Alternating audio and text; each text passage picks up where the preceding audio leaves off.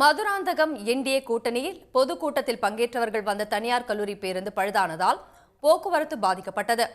காவல்துறையினர் அந்த பேருந்தை தள்ளி போக்குவரத்தை சீர் செய்தனர். இது குறித்து கூடுதல் விவரங்களுடன் இணைகிறார் எமது செய்தியாளர் கார்த்திக். கார்த்திக், நீங்க முழு விவரங்களையும் பதிவு செய்யலாம். செங்கல்பட்டு மாவட்டம் மதுராந்தகம் பகுதியில் தேசிய ஜனநாயக கூட்டணி சார்பில் பிரதமர் நரேந்திர மோடி பங்கேற்ற பொதுக்கூட்டமானது நடைபெற்றது. இந்த பொதுக்கூட்டத்திற்கு தேசிய ஜனநாயக கூட்டணியுடைய கூட்டணி தலைவர்கள் மற்றும் பிரதமர் நரேந்திர மோடி அவர்கள் அனைவரும் பங்கேற்றனர். பின்னர் இந்த கூட்டம் முடிவில் பல்வேறு தமிழகத்திற்குரிய பல்வேறு பகுதிகளில் அழைக்கப்பட்ட மக்கள் வெளியேற துவங்கினர். இந்த நிலையில் மதுராந்தகத்தில் அந்த கூட்டம் நடைபெறும் இடத்திலிருந்து 1 கிலோமீட்டர் தூரத்தில் பாத்தீங்கன்னாக்கா ஒரு தனியார் கல்லூரி பேருந்து திடீரென்று தொண்டர்களை ஏற்றிக்கொண்டு மீண்டும் தாங்கள் ஊருக்கு செல்ல முயன்ற போது திடீரென்று பேருந்தின் ரிவர்ஸ் கியரானது பழுதானது. இந்த பழுதின் காரணமாக பேருந்து நடுவழி நின்றது.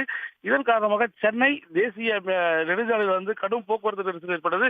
மேலும் வழியாக இருக்கக்கூடிய அந்த வாகனங்கள் செல்ல முடியாமலும் அங்கு பெரிய போக்குவரத்து நெரிசலானது ஏற்பட்டது.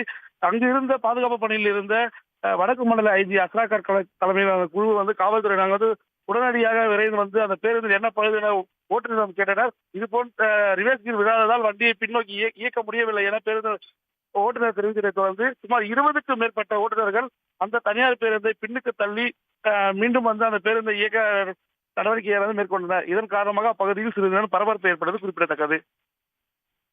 நன்றி கார்த்திக். உடனுக்குடன் செய்திகளை தெரிந்து கொள்ள சன் நியூஸ் பெல் ஐகானை கிளிக் பண்ணுங்க.